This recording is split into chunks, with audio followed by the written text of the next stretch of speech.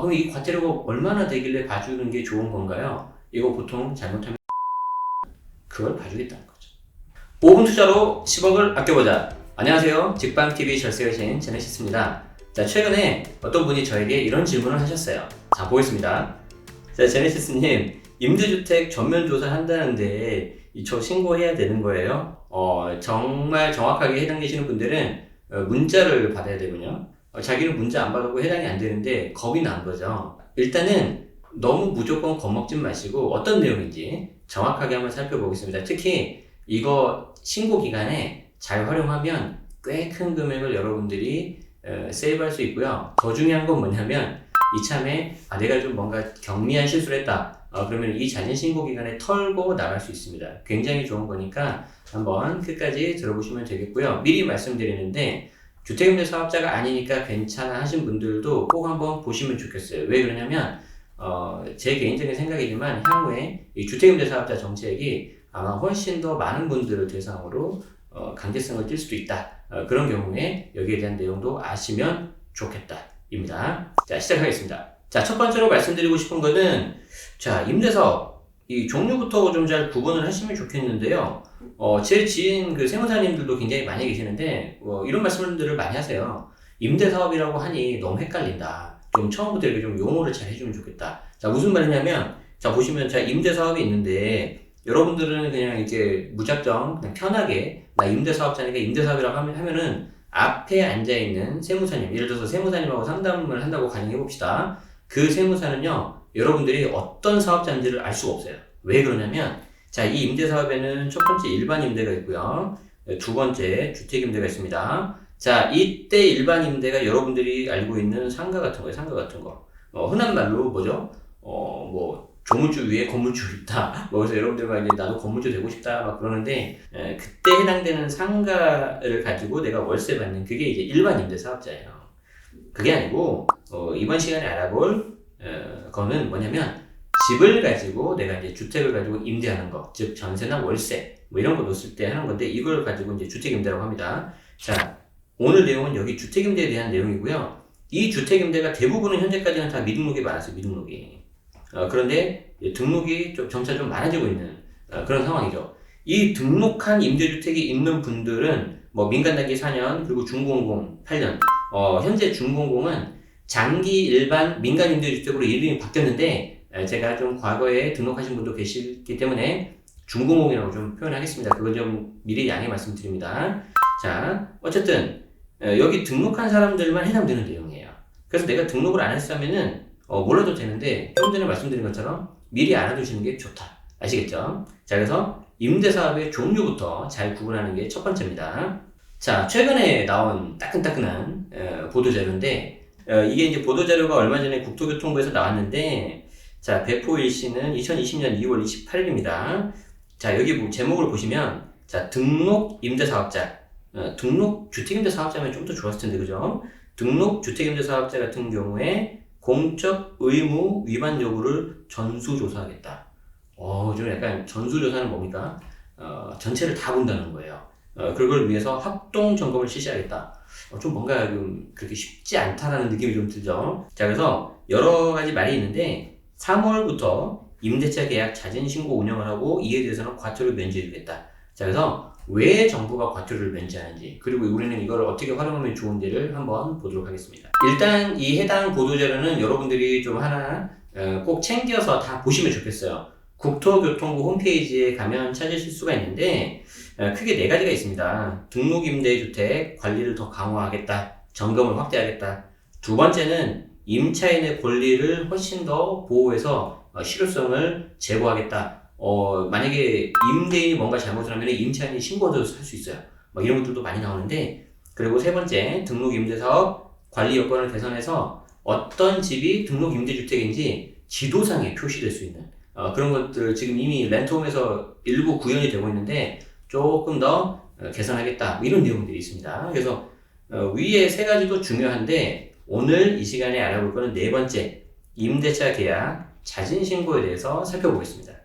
자, 임대차 계약 자진 신고는 꽤 양이 좀 많고요. 굉장히 중요해요. 어떤 건지 육하 원칙하에서 한번 좀 볼 건데 자, 일단 신고하는 대상은 민간임대주택법에 따라서 등록한 개인 주택임대사업자예요. 자, 이분들은 어떤 걸 신고해야 되냐면 임대주택을 내가 등록을 했는데 지금까지 여러분들이 방송을 보고 계시는 이 지금까지 내가 만약에 신고 또는 변경 신고를 하지 않았다. 그에 대한 모든 임대차 계약을 신고하셔야 돼요. 그럼 신고를 어떻게 하면 될까? 자, 신청 구비 서류를 준비해서 두 가지가 있어요. 첫 번째, 렌트홈 홈페이지, 즉 온라인으로 하는 거죠. 또는 등록 임대주택이 소재한, 그러니까 물건지 내가 거주하는 곳이 아니라 물건지 시청 아니면 구청에 방문 접수를 하셔야 돼요. 자, 그런데 아까도 말씀드린 것처럼 신종 코로나 바이러스로 인해서 대응 상황이 심각 단계로 격상됐죠. 얼마 전에. 그래서 3월부터 4월까지는 2개월 동안은 렌트홈을 통한 접수만 가능하다. 그러니까 온라인으로 접수를 해달라는 거예요. 지금까지 신고 또는 변경 신고하지 않은 모든 임대차 계약을 신고해야 되는데 4월까지가 온라인이고 정상적인 신고 기한은 6월 말까지예요. 그래서 4월까지는 온라인, 그 위에는 온오프라인 병행을 한다. 자, 그럼 신고를 하면 뭐가 좋냐? 과태료를 문제해주겠다는 거예요. 과태료.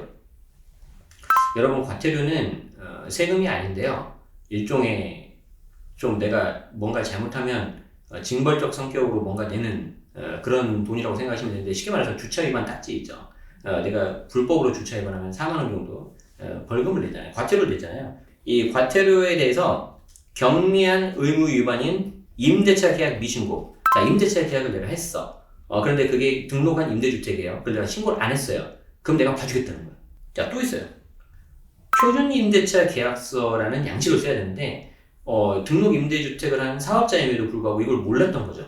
그런데 불행하게도 그걸 중개해 주시는 중개사분들도 그걸 모르신 거예요. 아니면 직거래를 할 수도 있잖아요. 그렇죠? 그래서 놓치는 경우가 있다.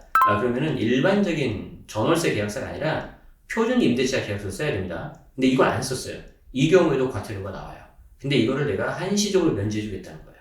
그럼 이 과태료가 얼마나 되길래 봐주는 게 좋은 건가요? 이거 보통 잘못하면 1,000만 원 나와요. 1,000만 원. 그걸 봐주겠다는 거죠. 자, 주택임대사업자 의무사항을 제가 좀 정리를 했습니다. 자, 임대차 일단 계약할 때가 하나가 있고요. 임대차 계약을 하고 그 이후에 준수해야 되는 사항들이 있고요. 그 외에 다른 기타 사항들이 있어요. 좀 약간 길더라도 읽어드릴게요. 왜 그러냐면은 이 과태료는 다 달라요. 무슨 말이냐면 이 중에서 하나 잘못하면 하나만 받는 게 아니라 잘못한 거마다 과태료 받는다. 그러면은 경우에 따라서는 이 등록한 임대주택의 채수가 많은 경우 위반사항이 많으면은 정말 억대의 과태료가 나올 수도 있다. 자, 볼게요. 자, 임대차 계약을 할 때 이게 만약에 등록 임대주택이고 내가 주택임대사업자다 그러면 어떻게 되냐면 내가 임대사업자라는 걸 설명하셔야 돼요. 누가? 주택임대사업자 본인이. 옆에 있는 부동산 소장님이 아니고 내가 해야 돼, 내가. 이거 잘 못하면 500만 원의 과태료가 나온다. 이거 내가 어떻게 체크하나요? 표준임대차 계약서를 써야 된다고 했죠. 그 표준임대차 계약서 중간에 보면은 뭐뭐에 대한 설명을 잘 들었음이라고 해서 임차인이 쓰게 돼 있어요. 이거 안 들어가 있으면 과태료 나온다는 거죠. 자, 그리고 조금전에 말한 표준임대차 계약서 사용 의무가 있는데 이것도 못하면 1,000만 원 이하의 과태료가 나옵니다. 그리고 나서 임대차 계약을 하고 나잖아요. 그럼 여기에 대해서 내가 신고를 해줘야 되는데 여기서 조심해야 되는 거, 계약일로부터 3개월 안에 신고해야 된다. 계약일로부터. 많은 분들이 전세나 월세가 시작되면 그때 3개월이라고 아시는데 그렇지 않아요. 조건이 변경되면 계약서 쓰잖아요. 그 계약서 작성을 일로부터 3개월 안에 신고해야 된다. 안 하면 어떻게 된다? 1,000만 원 이하의 과태료. 자, 그리고 이제 임대차 계약을 하고 나요. 임대차 계약을 하고 이제 내가 전세나 월세를 놓잖아요. 전세나 월세를 놓다가 중간에 임차인이 나가는 경우도 있고 아니면 새로운 임차인이 들어와서 시세에 맞게 좀 임대료를 조정할 수 있죠. 조정할 때 아무렇게나 하면 안 된다. 임대료 증액 제한을 5%로 막는다. 이번에 연이라는 글자가 빠졌어요. 5%인데 뒤에 단서가 달려. 뭐냐면 1년 이내에 나간 경우에는 5%로 못 올린다. 이런 식으로. 그래서 이건 5%가 이제 명확하게 됐는데 만약에 이걸 내가 잘못해서 올렸다 어떻게 된다? 과태료 3,000만 원 나와요. 자, 그리고 나서 의무 임대기간을 준수하셔야 되는데 민간 단기 4년 그리고 장기 일반 민간 임대주택 즉 우리가 흔히 말하는 구중공공 8년입니다. 그거 내가 중간에 팔면 이때도 3,000만 원 나와요. 자, 그리고 임대차 계약 유지 의무 이건 뭐냐면 특별한 사유가 없는 한 중간에 임차인을 내보낼 수 없어요. 여기서 특별한 사유라는 건 뭐냐면 뭐 임차인이 뭐 3개월 이상 뭐 월세를 밀렸다거나 아니면 뭐 굉장히 임대인하고 협조를 안 한다거나 뭐 이러면 임대인도 사업을 하는데 안 되잖아요. 네, 그렇기 때문에 그런 특이한 경우 빼놓고는 임차인을 내보낼 수 없다. 자, 그리고 기타 사항들 제가 2가지 정도만 가져왔는데, 오피스텔을 만약에 등록을 해서 이걸 주거용으로 쓰잖아요. 오피스텔은 원래 상가로도 쓸 수도 있고 업무용으로 쓸 수도 있고 주거용으로 쓸 수 있는데, 만약에 이걸 내가 등록을 해서 뭐 취득세 감면 같은 걸 받고 주택을 주거용으로 쓰겠다 그러면은 계속해서 주거용으로 써야 돼요. 중간에 이걸 바꿔서 업무용으로 바꾸면은 입적 과태료 1,000만 원. 자, 그리고 정부라던가 지자체에서 어떤 검사라던가 이런 거 좀 보고해 주세요라고 하면 거기에 대해서 협조를 해야 되는데, 이거 협조 의무 다 하지 않으면 500만 원의 과태료가 나옵니다. 꽤 많죠. 이 정도는 최소한 알아야 된다. 이걸 내가 모르고 내가 등록을 했다 그러면은 가슴에 좀 손을 얹고 좀 반성들 하셔야 돼요. 사업자이기 때문에 권리와 의무를 다 함께 하셔야 됩니다. 이제 여기 나와 있는 그림을 이제 조금 더 여러분들이 보실 건데, 등록임대주택, 임대차 계약 자진신고에 대한 것들이 이제 6월 말까지 나오기 때문에 이 자진신고 기한을 일단 열어놨어요. 더 중요한 건 뭐냐면, 경미한 부분에 대해서는 지금 6월 말까지 하면은 그걸 봐주는데, 즉 과태료를 면제해주는데, 그거 아닌 다른 사항들이죠. 경미한 사항이 아닌 거. 그러니까 되게 중요한 걸 어겨서 예를 들어서 5%를 넘어버렸어. 얘는 미안하지만 못 봐준다. 그래서 이거는 걸리면 안타깝지만 과태료 플러스 세제 혜택까지 못 받아요. 그래서 그 부분은 좀 어쩔 수 없어요. 제가 항상 강조드리는 것 중에 하나가 있는데, 이런 보도자료가 나오면 꼭 원문을 좀 보셔야 돼요. 보도자료 원문 뒷부분에 보면은 요즘에 어떤 게 나오냐면 질의응답이 있어요. 질의응답. 그래서 Q&A 같은 게 있는데, 사례를 물어보고 거기에서 답을 해주는 거죠. 자, 거기에서 여러분들이 궁금해할 만한 몇 가지를 이렇게 뽑아왔어요. 자, 뭐냐면, 자, 임대료 증액을 위반했다. 이런 위반 사항이 있는 경우에는 자진신고 해도 되는 거냐? 아까 5% 제가 넘으면 안 된다고 그랬잖아요. 자, 이번 자진신고는 임대차 계약 미신고, 표준 임대차 계약서 미사용에 대한 사항만 허용한다. 추후 임대료 증액 제한 위반에 대해서는 위반 여부에 따라서 과태료 부과 조치 예정이다. 그러니까 다시 말씀드리지만 경미한 거 2개에 대해서만 들어간다. 봐주는 거. 자, 또 하나. 자진신고는 우편 또는 팩스로 할 수 없는 거냐? 내가 꼭 가야 되는 거냐? 안 된다. 미안하지만. 그래서 이 경우에는 불가하고요. 자진신고도 우편 또는 팩스 신고 불가하고, 렌트홈 온라인으로 가시든지 아니면 소재지 지자체를 통한 방문 신고를 해야 되는데, 단 3월, 4월은 렌트홈 신고만 가능하다. 좀 온라인에 익숙하지 않으신 분들은 좀 기다렸다가 코로나 좀 진정되면 5월부터, 그래서 그 이후에 좀 오프라인 방문하시면 되고요. 요즘에 렌트홈에 그 고객센터가 있는데 문의를 하시면 너무 친절하게 잘 알려주세요. 그래서 그렇게 하셔도 되겠습니다. 자, 그리고 하나 더 가져왔는데, 임대차 계약 신고 의무가 도입되기 전에 임대차 계약도 신고 대상이냐. 자, 이거는 좀 히스토리를 보면은 임대차 계약 신고 의무가 도입된 때가 2012년 2월 5일이에요. 그러니까 그 전에 이미 등록한 거에 대해서는 안 해도 된다는 거죠. 그래서 이거는 신고하지 않아도 돼요.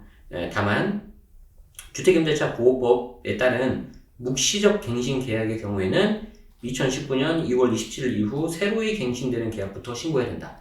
임차인하고 임대인이 서로 말 안 하고 한 달도 안 남아버리면 자동으로 연장돼 버리잖아요. 그 경우도 2019년 2월 27일 이후에 새로이 갱신되는 계약부터는 신고해야 된다. 자, 그리고 임대주택을 등록한 시점이 2019년 10월 24일 이후인 경우에는 등록 전 기존 임차인과의 종전 임대차 계약에 대해서도 신고해야 된다. 그리고 이건 좀 무슨 말이냐면, 임대를 놓고 있는 상태에서 내가 사업자 등록을 해요. 그럼 여기 기존에 있던 임대차 계약은 계속 보존이 돼야 되잖아요. 근데 이걸 따로 신고를 안 했거든요. 그런데 2019년 10월 24일 이후에 사업자 등록하는 것에 대해서는 여기 기존에 있던 계약, 이것도 임대차 계약 조건을 같이 신고하라는 거죠. 좀 어려우셨죠? 좀 어려운 분들이 계실 것 같아서 여기다 전화하시면 돼요. 아주 정확하다. 렌트홈 온라인 접수 어떻게 하나요? 031-719-0511. 그리고 민간 임대 등록제도 관련 문의는 1670-8004번. 그래서 렌트홈 콜센터입니다. 그래서 온라인 접수에 대해서는 위의 번호, 그리고 밑에는 민간 주택임대사업자 임대등록에 대한 제도 관련된 걸 하시면 되고요. 자진신고 방문 접수 안에는 5월부터 하는 거는 여러분들이 거주하는 곳이 아니라 물건지 소재의 지자체.